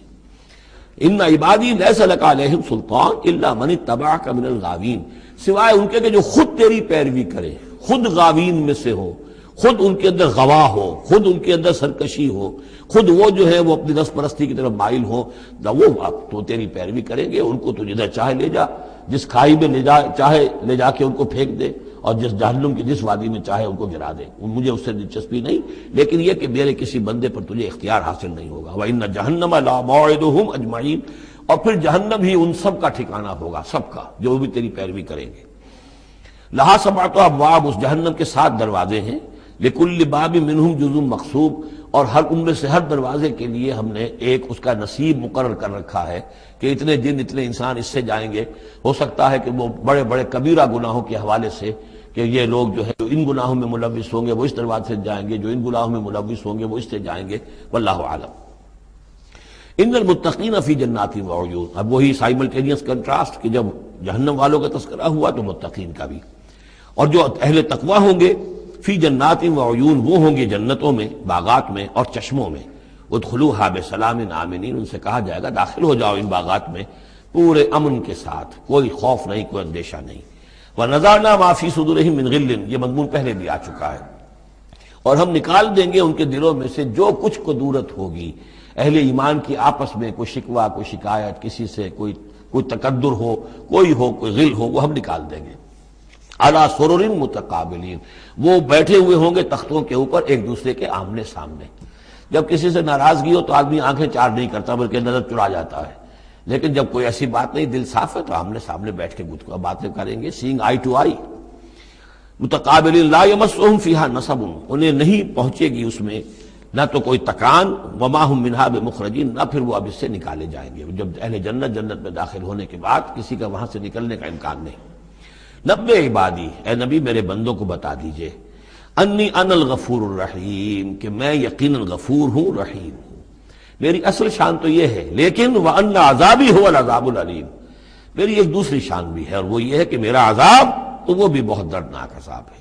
لہذا کوئی آدمی جو ہے وہ نڈر نہ ہو جائے، نچنت نہ ہو جائے، وہ میری مغفرت کی امید بھی رکھے، میری رحمت سے آس بھی لگائے رکھے، لیکن یہ کہ میرے عذاب سے ڈرتا بھی رہے۔ بین الخوف والرجاء، یہ کیفیت رہنی چاہیے۔ وَنَبِّئْهُمْ عَنْ ضَيْفِ ابراہیم، اور ذرا ان کو بتا دیجئے حالات ابراہیم کے جو مہمان آئے تھے ان کے بارے میں، وہی جو پہلے ہم پڑھ چکے ہیں سورہ ہود میں۔ اذ دخلوا علیہ فقالوا سلاما، جب وہ داخل ہوئے حضرت ابراہیم کے ہاں مکان پہ آئے، انہوں نے کہا سلام، قال انا منکم وجلون، تو حضرت ابراہیم نے کہا کہ ہمیں تو تم سے کچھ خوف آ رہا ہے، آپ لوگ کون ہیں، ذرا اپنی آئیڈینٹی بتائیے۔ قالوا لا توجل انا نبشرک بغلام علیم، انہوں نے کہا کہ نہیں ڈریے نہیں، ہم تو آپ کو ایک بڑے صاحب علم بیٹے کی بشارت دینے آئے ہیں۔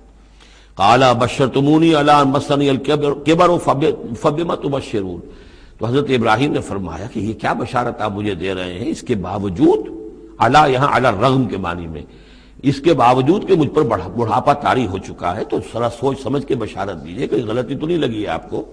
قالوا بشرناک بالحق، انہوں نے کہا نہیں ہم نے بشارت آپ کو دی ہے حق کے ساتھ، قطعی اور حقیقی بات ہے، شدنی امر ہے، یہ ہو کر رہنے والا ہے۔ فلا تکن من القانتین، تو اے ابراہیم آپ تو پھر نا امید لوگوں میں سے تو نہ ہو جائیے، مایوس نہ ہو جائیے۔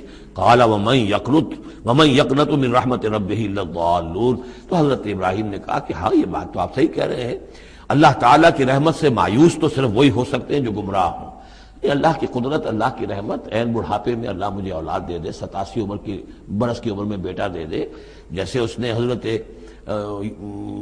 یحییٰ کی والدہ کو، جو کہ بالکل بانجھ رہی ساری عمر، اور حضرت زکریا جو ہیں بہت بوڑھے ہو چکے تھے، اسی طریقے سے معاملہ یہاں بھی ہوا ہے۔ قال فما خطبکم ایھا المرسلون، اب انہوں نے پوچھا کہ اے فرشتادو، اے جو بھیجے گئے ہو، ایلچیو، تمہارا کیا معاملہ ہے، یعنی کس قدر جا رہے ہو، کیا قصد ہے، کیا ارادہ ہے۔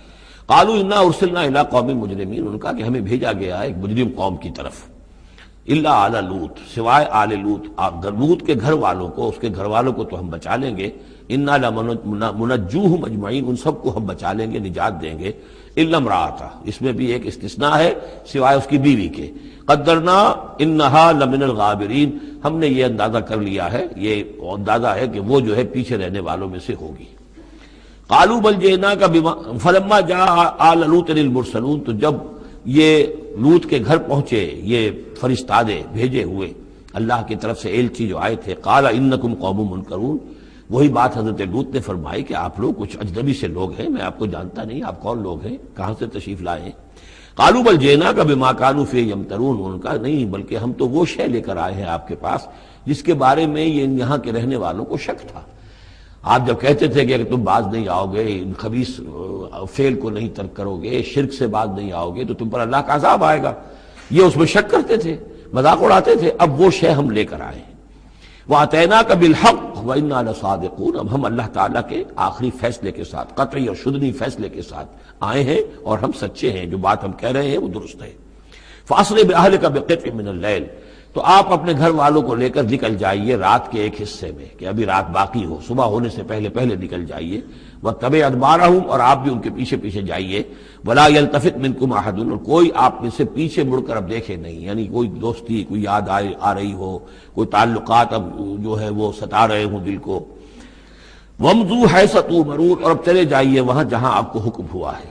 وَقَضَيْنَا إِلَيْهِ، اور یہ بات ہم نے اس کو بتا دی، یہ فیصلہ ہم نے کنوے کر دیا اسے، ذالک الامر، یہ فیصلہ، ان دابر ہؤلاء مقطوع مصبحین، کہ ان لوگوں کی جڑ صبح ہوتے ہی کاٹ دی جائے گی، یعنی یہ کہ اس پوری قوم کو تہس نہس کر دیا جائے گا، دونوں شہر جو ہیں نسیہ منسیہ کر دیے جائیں گے، یہاں کوئی ایک متنفس بھی نہیں بچے گا۔ وجاء اہل المدینہ یستبشرون، اور اب آئے لوگ وہ دوڑے ہوئے بدماش لوگ جو ہیں وہ خوشیاں مناتے ہوئے آئے کہ بڑے خوبصورت لڑکے جو ہیں آج مہمان ہو کر آئے ہیں لوط کے ہاں، تو ہمارے لیے بڑا اچھا موقع ہے۔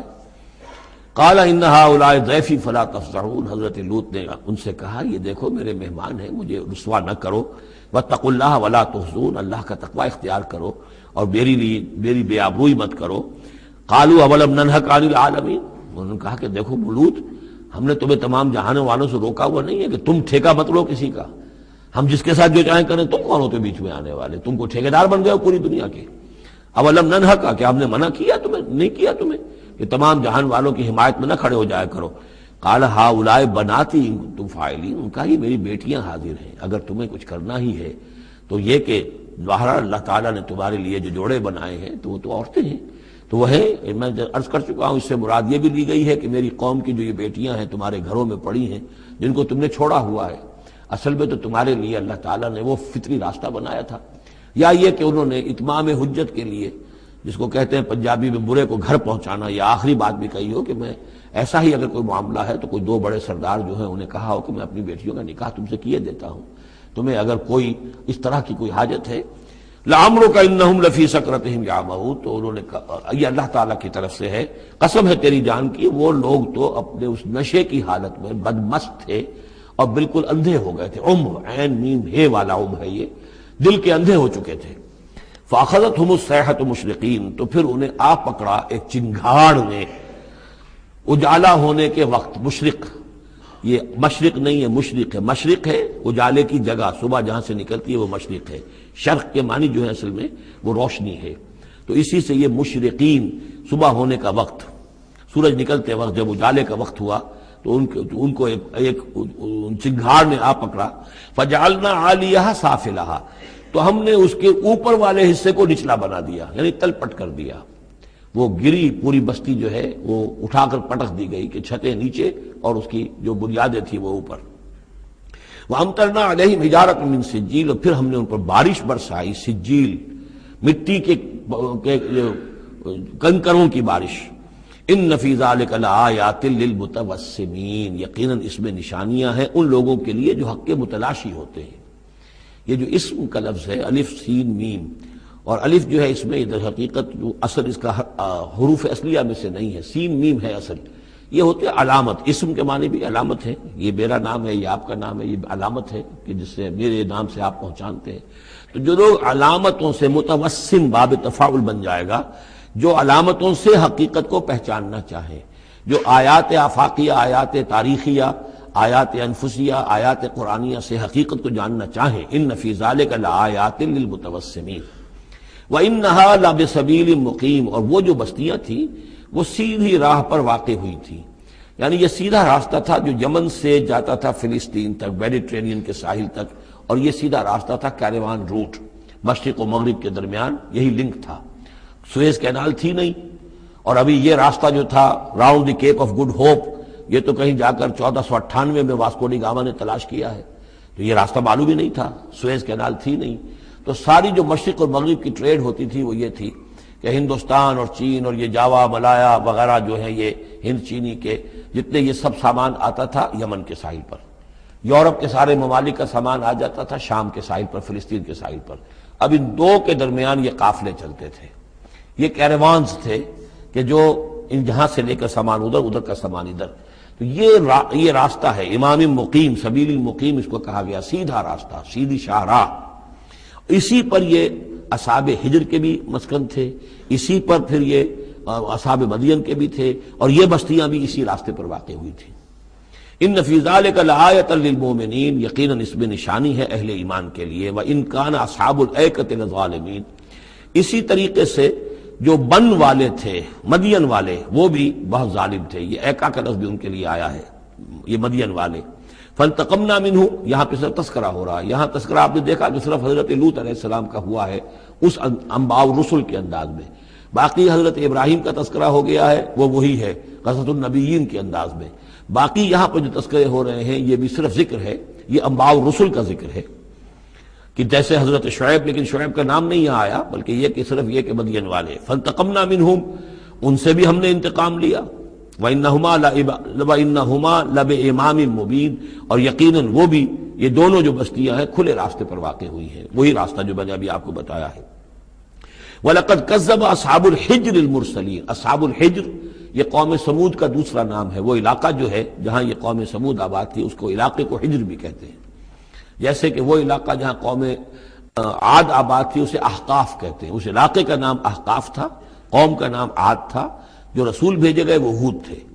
اس علاقے کا نام حجر ہے، قوم کا نام سمود ہے، جو رسول بھیجے گئے وہ حضرت صالح تھے علیہ الصلوۃ والسلام. وَلَقَدْ كَذَّبَ أَصْحَابُ الْحِجْرِ الْمُرْسَلِينَ، اسی طرح ہجر والوں لوگوں نے بھی، اس علاقے کے لوگوں نے بھی جھٹلایا بھیجے ہوں کو، رسولوں کو. ان میں سے بہت سے نبی ہوں گے، پھر بعد میں اللہ نے آخری جو ہے حضرت صالح علیہ السلام کو بھیجا رسول کی حیثیت سے. وَآتَيْنَاهُمْ آیَاتِنَا، انہیں ہم نے اپنی آیات دیں. ان کو تو خاص طور پر جو ہے وہ اتنی حصی نشانی دکھائی گئی. ایک وہ جو اونٹنی کا معاملہ، حضرت صالح کی اونٹنی کا معجزہ. فَكَانُوا عَنْهَا مُعْرِضِينَ، لیکن وہ ان سے منہ ہی پھیرتے رہے، اعراض ہی کرتے رہے. وَكَانُوا يَنْحِتُونَ مِنَ الْجِبَالِ بُيُوتًا آمِنِينَ، اور وہ پہاڑوں کو تراش کر اپنے لیے بڑے امن والے گھر بناتے تھے. یہ گھر آج بھی موجود ہیں. میں خود بھی ایک مرتبہ گیا ہوں اور دیکھ کر آیا ہوں اس پورے علاقے کو۔ فاخذتهم الصیحۃ مصبحین، تو انہیں بھی آ پکڑا ایک چنگھاڑ نے صبح کے وقت۔ فما اغنی عنہم ما كانوا یکسبون، تو کچھ نہ کام آ سکا ان کے وہ ساری کمائی جو انہوں نے کی تھی، جو کچھ انہوں نے مال اسباب جمع کیا تھا، عذاب الہی سے بچانے میں کچھ بھی مفید ثابت نہ ہوا۔ تو اس سورہ مبارکہ میں گویا کہ حضرت شعیب کا نام لیے بغیر ان کا ذکر آ گیا، حضرت صالح کا نام لیے بغیر ان کا ذکر آ گیا، حضرت لوط کا ذکر جو ہے وہ نام کے ساتھ آیا۔ تو تین تو ہیں وہ انباء الرسل میں سے، اور ایک حضرت ابراہیم علیہ السلام کا ذکر، وہ اسی انداز میں جس انداز میں کہ سورہ ہود میں اس سے پہلے آ چکا ہے۔ اب جو آخری 15 آیات ہیں اس سورہ مبارکہ کی وہ بڑی اہم ہیں دعوت دین کے اعتبار سے، اور جس حالت میں کہ اس وقت محمد رسول اللہ صلی اللہ علیہ وسلم تھے، اور اس سے بھی آپ کو معلوم ہو جائے گا کہ یہ خاص اس دور میں نازل ہوئی ہے جبکہ حضور کی دعوت جو ہے ابھی ابتدائی مراحل میں تھی، اور ابھی آپ کو پہلے تو آپ کی دعوت کا دور تھا کہ آپ پرسن ٹو پرسن دعوت دے رہے تھے، علل اعلان اس معنی میں نہیں، ڈنکے کی چوٹ نہیں، بلکہ جن سے تعلق تھا، جن سے دوستی تھی، جن سے پرانی واقفیت تھی، جسے آپ کہیں گے کہ پرسن ٹو پرسن جو ہے دعوت چل رہی تھی۔ اگرچہ کوئی دور بھی حضور کی دعوت میں انڈر گراؤنڈ دور کا نہیں آیا ہے، خفیہ دعوت ایک دن کے لیے بھی نہیں۔ بعض لوگ اس دور میں بعض تحریکیں ایسی ہیں کہ جو اس کو خفیہ سے تعبیر کرتے ہیں کہ انڈر گراؤنڈ موومنٹ تھی، تو یہ غلط ہے۔ انڈر گراؤنڈ دعوت کا حضور کی دعوت میں سیرت میں ایک دن بھی نہیں ہے۔ البتہ یہ ضرور ہے کہ جیسے ایک نیچرل ایک تدریج ہوتی ہے، اس کے اندر ایک ترقی ہوتی ہے کسی معاملے کے اندر، پہلے آپ نے ذاتی جن سے تعلقات تھے، حضرت ابوبکر بہت پرانے دوست تھے، ان سے سب سے پہلے ان سے بات کی ہے، گھر میں حضرت خدیجہ جو آپ کی اہلیہ تھی ان سے بات کی، حضرت علی ہیں جو چچا زاد بھائی ہیں بلکہ زیر تربیت ہیں، زیر کفالت ہیں، ان سے بات کی ہے، اپنا جو غلام تھا جسے آزاد کر کے منہ بولا بیٹا بنایا ہوا ہے اس سے بات کی، اس طریقے سے پرسن ٹو پرسن۔ لیکن پھر یہ کہ تقریباً 3 سال کے بعد پھر آپ کو حکم ہوا کہ اب آپ ڈنکے کی چوٹ علل اعلان دعوت شروع، وہ آیت اس سورت مبارک میں آ رہی ہے۔ وما خلقنا السماوات والارض وما بینہما الا بالحق، اور ہم نے نہیں بنایا، تخلیق فرمایا آسمانوں کو اور زمین کو اور جو کچھ ان کے مابین ہے مگر حق کے ساتھ۔ پرپز فل کریشن ہے یہ پرپز لیس نہیں ہے، ایٹ رینڈم نہیں ہے، یہ کوئی کھلندرے کا کھیل نہیں ہے جیسے کہ ہندو مائتھولوجی میں ہے، رام کی لیلا ہے، جیسے کوئی بچہ ہے کھیلتا ہے۔ اب بچے کے کھیلنے میں کوئی حکمت تھوڑا ہی ہوتی، اس نے ایک کھلونا اٹھایا اور پٹخ دیا، پھر کوئی دوسرا اٹھایا پھر پٹخ دیا، پھر پہلا اٹھا لیا، اب اس میں کوئی حکمت تو نہیں ہے۔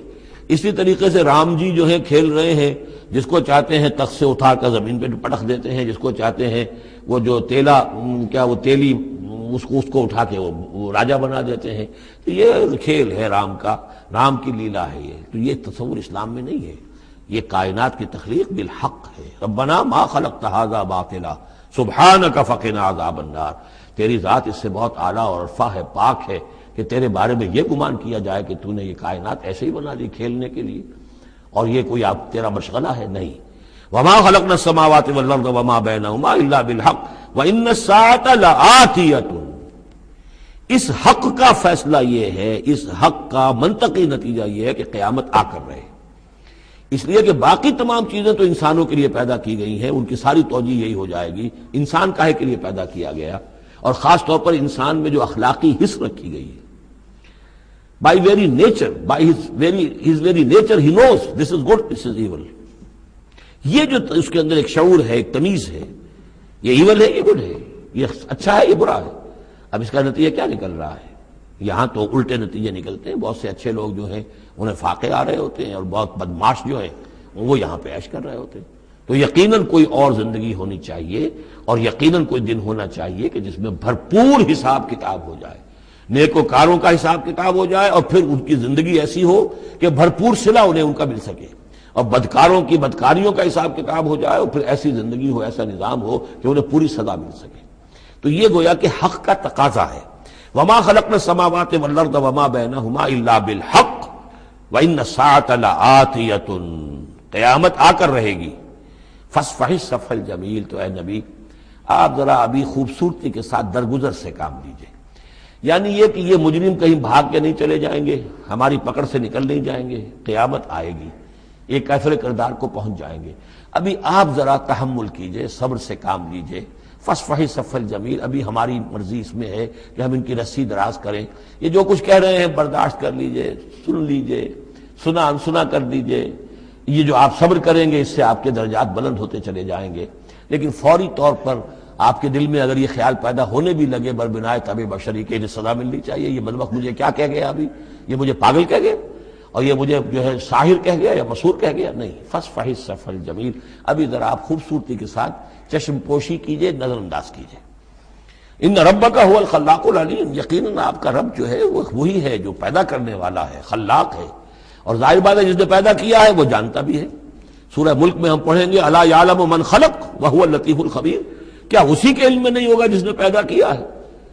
وہ تو جانتا ہر شے کو. اب یہ گھڑی جس نے بنائی ہے اسے تو معلوم ہے اس میں کون کون سا پرزہ ہے، کہاں کہاں ہے، اس کے اپنے ہاتھ کا اس کے اندر جو ہے ٹکایا گیا ہے. میں واقف نہیں ہوں اس کے اندر کیا کچھ ہے، لیکن گھڑی کا بنانے والا تو جانتا ہے. الا یعلم من خلق، کیا وہی نہ جانے گا جس نے پیدا کیا؟ وهو الخلاق العلیم، وہ تو خلاق اور علیم ہے. وَلَقَدْ آتَيْنَاكَ سَبْعًا مِنَ الْمَثَانِي، دل جوئی کے لیے حضور سے فرمایا اور ہم نے آپ کو دی ہیں وہ 7 آیتیں جو آپ کا وظیفہ ہیں، دوہرا دوہرا کر پڑھتے رہا کیجئے، دوہرا دوہرا کر پڑھتے رہا کیجئے. اس پر تقریباً اجماع ہے امت کا کہ اس سے مراد ہے سورہ فاتحہ. 7 آیتیں جو بار بار پڑھی جاتی ہیں. اب آپ دیکھیے کہ ہر شخص جو نماز پڑھتا ہے دن میں کتنی مرتبہ سورہ فاتحہ پڑھ رہا ہے، ہر نماز میں کتنی مرتبہ پڑھ رہا ہے، دوہرا دوہرا کر. یہ جو ہے جیسا کہ ہم نے جب سورہ فاتحہ پڑھ رہے تھے، من لم یقرأ بفاتحۃ الکتاب لا صلاۃ لمن لم یقرأ بفاتحہ، اس کی کوئی نماز ہی نہیں ہے، نماز کا جزو لازم ہے. بلکہ قسمت الصلاۃ بینی و بین عبدی نصفین والی حدیث میں نے آپ کو سنائی، حدیث قدسی، تو وہ تو اصل الصلاۃ ہے ہی سورہ فاتحہ. والقرآن العظیم، اور یہی بڑا قرآن ہے. یعنی یہ اپنی اہمیت کے اعتبار سے، اپنی فضیلت کے اعتبار سے خود اپنی جگہ پر سورہ فاتحہ ایک قرآن عظیم کا درجہ رکھتی ہے. اسی لیے اس کو اساس القرآن بھی کہا، اس کو کافیہ بھی کہا، شافیہ بھی کہا گیا، یہ ام القرآن بھی ہے. وَلَقَدْ آتَيْنَاكَ، اے نبی ہم نے اتنی بڑی بڑی دولتیں آپ کو دی ہیں. یہ کیوں گنایا جا رہا ہے یہ ذرا آگے آپ کو معلوم ہو جائے گا، کیونکہ بہرحال حضور کو یہ احساس ہوتا تھا یا نہیں ہوتا تھا، دیکھنے والوں کو تو احساس ہوتا تھا. ابو جہل مالدار ہے، ولید بن مغیرہ اتنا بڑا چودھری ہے، یہ محمد تو یتیم تھے، کوئی مال دولت ان کے پاس نہیں، کوئی ان کی حیثیت نہیں. ہاں کچھ عرصے سے کچھ کھا پی بھی رہے ہیں تو وہ بیوی کا مال ہے، اپنا تو نہیں ہے. یہ ان کی نگاہوں میں جو ان کے معیارات تھے، جو ان کے اندازے تھے سوچنے کے، وہ تو یہ تھے. اس حوالے سے یہاں بظاہر حضور سے خطاب ہے، لیکن اصل میں ان کو بتایا جا رہا ہے کہ بدبختو تمہیں کیا معلوم ہم نے ان کو کتنی بڑی دولت دی ہے. وَلَقَدْ آتَيْنَاكَ سَبْعًا مِنَ الْمَثَانِي وَالْقُرْآنِ الْعَظِيمِ، ہم نے ان کو وہ 7 آیتیں عطا کی ہیں. ایک حدیث کے مطابق جیسی آیت نہ قرآن میں اتری کوئی اور اس کے مثل، اور نہ تورات میں نہ انجیل میں. یہ سورہ فاتحہ ہے. وَلَقَدْ آتَيْنَاكَ سَبْعًا مِنَ الْمَثَانِي وَالْقُرْآنِ الْعَظِيمِ وَلَا تَمُدَّنَّ عَيْنَيْكَ إِلَىٰ مَا مَتَّعْنَا بِهِ أَزْوَاجًا مِّنْهُمْ، تو اے نبی آپ کی نگاہیں نہ اٹھیں اس ساز و سامان کی طرف جو ہم نے ان کو عطا کیا ہے. ابو جہل کو اگر دے رکھا ہے، ولید بن مغیرہ کو دے رکھا ہے، اور بڑے سرداروں کو دے رکھا ہے، ان کی جائیدادیں ہیں. ولید بن مغیرہ کے باغات طائف میں بھی ہیں، اس کی جائیداد طائف میں بھی ہے، مکے میں بھی ہے. آپ کی نگاہ ادھر اٹھے ہی نہ. پر کاہ کے برابر، جیسا کہ ایک حدیث میں آتا ہے کہ دنیا مافیہا کی حیثیت اگر اللہ کی نگاہ میں ایک مچھر کے پر کے برابر بھی ہوتی تو اللہ کسی کافر کو ایک گھونٹ پانی بھی اس دنیا سے نہ دیتا. جو اللہ کا ماننے والا اور جاننے والا، اللہ کو جاننے والا ہو، تو اس کی نگاہ میں تو پھر اس دنیا و مافیہا کی وہی وقت ہونی چاہیے. وہ متاثر نہ ہو یہاں کی چمک دمک سے، آپ کی نگاہ اٹھے ہی نہ. لا تمدن عینیک الی ما متعنا بہ ازواجا منہم، ان کو جو ہم نے دے رکھا ہے ساز و سامان اور زیبائش اور آرائش جو ہے، آپ کی نگاہیں ادھر نہ اٹھے. ولا تحزن علیہم، اور اب دیکھیے ان کے اوپر جو بھی اب عذاب آئے گا یا جس عذاب کے مستحق ہو رہے ہیں، آپ اس پر غم بھی نہ کھائیے. ٹھیک ہے یہ آپ کا کنبہ ہے، قبیلہ ہے، اب ابو لہب آپ کا چچا بھی ہے، لیکن یہ کہ آپ غم نہ کیجئے. آپ وَاخْفِضْ جَنَاحَكَ لِلْمُؤْمِنِينَ، اور آپ اپنے کندھوں اور بازوؤں کو ذرا جھکا کر رکھیے اہل ایمان کے لیے. یہ ہمارے فقراء جب آتے ہیں، یہ جو غلام طبقے سے جو لوگ آئے ہیں، یہ لوگ جو گرے پڑے طبقات سے تعلق رکھتے ہیں، جب یہ آپ کے پاس آئیں تو آپ ان کا استقبال کیجئے. فَقُلْ سَلَامٌ عَلَيْكُمْ كَتَبَ رَبُّكُمْ عَلَىٰ نَفْسِهِ الرَّحْمَةَ، تو اس انداز میں ان کا استقبال کیجئے، ان کے سامنے تواضع کیجئے، ان کے سامنے اپنے کندھوں کو جھکائیے. وَاخْفِضْ جَنَاحَكَ لِلْمُؤْمِنِينَ، یہی مضمون ایک مرتبہ پھر سورہ طٰہٰ کے اندر آئے گا. وَاخْفِضْ جَنَاحَكَ لِمَنِ اتَّبَعَكَ مِنَ الْمُؤْمِنِينَ، اہل ایمان یہ جو آپ کی پیروی کر رہے ہیں، آپ اپنے ذرا کندھے ان کے سامنے جھکا کر رکھیے. یا یہ حکم دیا گیا ہے اولاد کو والدین کے بارے میں، اگلی صورت میں آ جائے گا سورہ بنی اسرائیل میں، کہ ان کے لیے اپنے کندھوں کو اپنے بازوؤں کو ذرا جھکا کر رکھا کرو. والدین کے سامنے تن کر نہ کھڑے ہو کہ کندھے جو ہیں اٹھے ہوئے ہیں، بلکہ کندھے ذرا دبا کر. وَاخْفِضْ جَنَاحَكَ لِلْمُؤْمِنِينَ وَقُلْ إِنِّي أَنَا النَّذِيرُ الْمُبِينُ، اور کہہ دیجئے کہ میں تو صرف خبردار کرنے والا ہوں، کھلا خبردار کرنے والا، میری اس کے سوا کوئی ذمہ داری نہیں ہے۔ کما انزلنا علی المقتسمین، جیسے کہ ہم نے نازل کیا ہے ان پر کہ جنہوں نے تقسیم کر لیا ہے، الذین جعلوا القرآن عظیم، قرآن کو انہوں نے بوٹیاں بنا لیا ہے، اس کو توڑ کے ٹکڑے کر دیا ہے۔ اب اس کے اندر دو رائے ہیں، ایک تو یہ کہ اس قرآن سے مراد یہی قرآن ہے، اور مذاق اڑایا کرتے تھے لوگ، یہ جو بھی تھے ابو جہل اور اس کے ساتھی، بھائی فلاں سورت تو میری ہے، وہ تمہیں لے جاؤں گا، وہ فلاں سورت جو محمد کہتا ہے وہ تم لے جانا، وغیرہ وغیرہ، آپس میں وہ تقسیم کرتے تھے ہنسی مذاق میں۔ تو اس حوالے سے انہوں نے قرآن کو بوٹیاں بنا کر اپنے اندر تقسیم کرنا شروع کر دیا ہے۔ ایک رائے یہ ہے، مجھے وہ زیادہ قرین قیاس معلوم ہوتا ہے کہ قرآن کے لفظ کا اطلاق تورات پر بھی ہوا ہے، کہ یہ قرآن وہ ہے جو محمد پر نازل ہوا، ولا بالذی بین یدیہ، ایک اور جگہ ہم آگے چل کر دیکھیں گے، وہ قرآن جو اس سے پہلے تھا، اور وہ گویا کہ وہ تورات تھی، اللہ کی کتاب۔ تو جس طریقے سے تورات کے ٹکڑے ٹکڑے کر دیے تھے یہود نے، اور قراطیسا تجعلونہ قراطیسا تبدونہا وتخفون کثیرا، یہ ہم پڑھ چکے ہیں سورہ انعام کی آیت نمبر 91 میں۔ تو جیسے کہ ٹکڑے ٹکڑے کر کر اور کچھ حصہ ظاہر کیا، کچھ چھپایا، تو ان دونوں کی رائے ہے، وہ میں نے آپ کے سامنے پیش کر دی۔ فَوَرَبِّكَ لَنَسْأَلَنَّهُمْ أَجْمَعِينَ، تو تیرے رب کی قسم اے محمد صلی اللہ علیہ وسلم، ان سب کو ہم جمع کر کے رہیں گے۔ اما نسألنهم اجمعین، ہم ان سے پوچھ کر رہیں گے، یہ لفظ وہی آ گیا ہے، فَلَنَسْأَلَنَّ الَّذِينَ أُرْسِلَ إِلَيْهِمْ وَلَنَسْأَلَنَّ الْمُرْسَلِينَ، یہ جو سورہ اعراف کی آیت نمبر 6 تھی، ہم لازماً پوچھ کر رہیں گے ان سے بھی جن کی طرف رسولوں کو بھیجا گیا، اور ان سے بھی کہ جن کو رسول بنا کر بھیجا گیا۔ فَوَرَبِّكَ لَنَسْأَلَنَّهُمْ أَجْمَعِينَ، تو آپ کے رب کی قسم ہم ان سب سے پوچھ لیں گے، حساب کتاب لے لیں گے، یہ تھوڑے سے وقت کی بات ہے، آپ ذرا صبر کیجئے۔ اما کانوا یعملون، جو کچھ کہ یہ کر رہے تھے، فاصدع بما تؤمر، یہ ہے وہ آیت۔ اب ڈنکے کی چوٹ علی الاعلان کہیے جس چیز کا آپ کو حکم ہوا ہے۔ یہ جب حکم آیا حضور کو تو پھر آپ کوہ صفا پر کھڑے ہوئے، اور پھر آپ نے وہاں، اگرچہ ظاہر بات ہے کہ اس کا کوئی امکان نہیں تھا کہ آپ ننگے ہو جاتے، لیکن جو وہاں کا رواج تھا وہ یہ تھا کہ اگر کسی شخص کے پاس کوئی ایسی خبر آتی تھی کہ فلاں قبیلے کے لوگ جو ہیں آج رات ہمارے اوپر حملہ کریں گے، شب خون ماریں گے، اب کیسے لوگوں کو بتائیں، کوئی کمیونیکیشن ماس میڈیا تو ہے نہیں، کیسے خبر دیں، کیا کریں؟ تو وہ یہ کرتا تھا کہ وہ شخص کپڑے اتار کے معذرزاد برہنہ ہو کر کسی اونچی جگہ کھڑا ہو جاتا تھا، تاکہ ہر طرف سے لوگ دیکھ لیں کہ ایک ننگا آدمی کھڑا ہے، نذیر عمیان کہتے تھے اسے، ننگا خبردار کرنے والا۔ اب جہاں تک اس کی آواز جا رہی ہے، آواز لگاتا تھا وا صباحا، ہائے وہ صبح جو آنا چاہتی ہے، آیا چاہتی ہے، اس لیے کہ صبح کے وقت ہوتے تھے حملے، یہ جس کو آج کل آپ کہتے ہیں small hours of the morning, وہ بہت غفلت کا وقت ہوتا ہے آدمی کا، صبح رات کے 2-3 بجے جو ہے ٹھنڈی ٹھنڈی نیند آئی ہوتی ہے، اس وقت وہ آتے تھے، حملہ کرتے تھے، لوٹ مار کرتے تھے، قتل کرتے تھے اور بھاگ جاتے تھے۔ تو وا صباح، ہائے وہ صبح جو آیا چاہتی ہے۔ تو اب لوگ دوڑتے تھے کہ بھائی کہاں کی خبر آئی ہے، کون ہے، کون سا قبیلہ ہے، کس کے بارے میں اطلاع ہے، اطلاع صحیح ہے غلط ہے۔ تو یہ ان کا رواج تھا۔ تو حضور نے یہ کیا، صرف ایک چیز اس میں سے نکال دی، ننگے ہونے کا سوال نہیں تھا معاذ اللہ، لیکن آپ بھی کھڑے ہو گئے کوہ صفا پر، وا صباحا کا نعرہ لگایا۔ اب لوگ آئے، دوڑے، کوئی خبر دی ہے، محمد دینا چاہتے ہیں، کوئی بات ہے، بڑی اہم کوئی بات ہے۔ وہاں آپ نے پھر اپنی دعوت پیش کی۔ تو اسی مجمع میں پھر ابو لہب نے کہا تھا تبا لک لہذا جمعتنا، تمہارے لیے ہلاکت ہو، ہمیں اس کام کے لیے جمع کیا تھا، ہم اپنے بڑے بڑے اہم کاموں میں لگے ہوئے تھے۔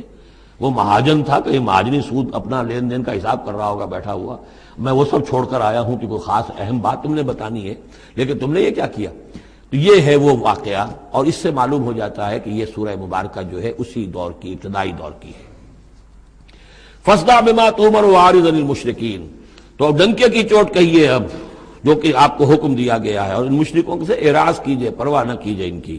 انا کفیناک المستہزئین، یہ جو استہزاء کرنے والے ہیں، تمسخر اڑانے والے ہیں، ہم آپ کی طرف سے ان کے لیے کافی ہو رہیں گے، ان کی کوئی مخالفت آپ کا کچھ بال بیکا نہیں کر سکے گی۔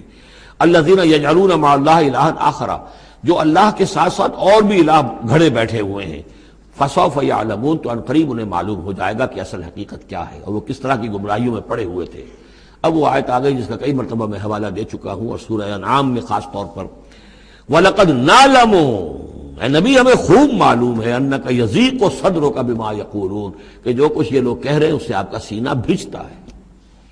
کسی نے پاگل کہہ دیا، کسی نے مجنون کہہ دیا، آصیب کا سایہ آ گیا، کوئی ہمدردی کے انداز میں آ کے کہتا ہے۔ عتبہ ابن ربیعہ ایک دفعہ آیا کیونکہ وہ بزرگ تھا، خاندان کا معمر آدمی تھا، بھتیجے میرے بڑے تعلقات ہیں عاملوں سے بھی کاہنوں سے بھی، واقعی اگر کوئی تم پر کوئی سایہ ہو گیا ہے، کوئی بری روح کوئی آ گئی ہے تو مجھے بتا دو، میں بلا کے لے آؤں گا، علاج کرا دوں گا تمہارا۔ اب کوئی کچھ کہہ رہا ہے، کوئی کچھ کہہ رہا ہے، کسی نے کہا شاعر ہے، کسی نے کہا کہ ایک انہوں نے غلام پکڑ کے رکھا ہوا ہے، عجمی غلام، اسے کمرے میں بند کیا ہوا اپنے گھر کے اندر، اور وہ عالم ہے بہت بڑا جو پورے پچھلی کتابوں کا جاننے والا، اس سے ڈکٹیشن لیتے ہیں اور پھر آ کر ہم پر دھونس جماتے ہیں کہ یہ اب وہی آئی ہے۔ تو یہ ساری باتیں سنتے تھے حضور صلی اللہ علیہ وسلم، تو آپ کو تکلیف پہنچتی تھی، کوفت ہوتی تھی۔ وَلَقَدْ نَعْلَمُ، اے نبی یہ نہ سمجھیے کہ ہمیں اندازہ نہیں ہے کہ آپ کو کوفت ہو رہی ہے، آپ کو تکلیف ہو رہی ہے، آپ کا سینہ بھیجتا ہے۔ وَلَقَدْ نَعْلَمُ أَنَّكَ يَضِيقُ صَدْرُكَ بِمَا يَقُولُونَ، کہ جو کچھ یہ لوگ کہہ رہے ہیں اس سے آپ کا سینہ بھیجتا ہے۔ فَسَبِّحْ بِحَمْدِ رَبِّكَ، بس اپنے رب کے حمد میں اور تسبیح میں لگے رہیے، تسبیح کیجئے اپنے رب کی حمد کے ساتھ، اسی سے آپ کے دل کو سکون ہوگا، اطمینان ہوگا، اسی سے یہ کہ آپ کے لیے استقامت اور صبر کے راستے جو ہیں وہ کھلتے چلے جائیں گے۔ وَقُم مِّنَ السَّاجِدِينَ، اور سجدہ کرنے والوں میں ہو جائیے، آپ سجدہ کیجئے، تسبیح کیجئے، حمد کیجئے، اپنے رب کے ساتھ تعلق مع اللہ ہے کہ جو ان تمام سختیوں کو آپ کے لیے آسان کر دے گا۔ جتنا اللہ سے اپنے اس قلبی اور ذہنی رشتے کو مضبوط سے مضبوط تر بنائیں گے، اتنی ہی یہ تمام چیزیں جو ہیں آپ پر ہلکی ہوتی چلی جائیں گی۔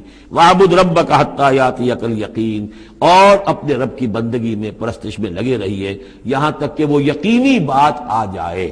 اور وہ یقینی بات کیا ہے؟ جو یقینی شے ہے، شدنی ہے، موت، یعنی یہ کہ تا دم آخر دم فارغ مباش، اندری رہ میں تراش و میں خراش، آخری وقت تک اس بندگی میں اپنے لگے رہیے، جو بھی آخری موت جب تک آ جائے، یا موت سے مراد یہ بھی ہو سکتا ہے یقین سے، یقینی بات اللہ کی مدد آ جائے، اللہ کی طرف سے غلبہ حاصل ہو جائے اور اللہ تعالیٰ کی نصرت آ جائے، اللہ کا فیصلہ آ جائے، لیکن عام طور پر گمان یہی ہے کہ اس سے مراد موت ہے۔ وَاعْبُدْ رَبَّكَ حَتَّىٰ يَأْتِيَكَ الْيَقِينُ، اور اپنے رب کی بندگی اور پرستش میں لگے رہیے یہاں تک کہ وہ یقینی شے وقوع پذیر ہو جائے۔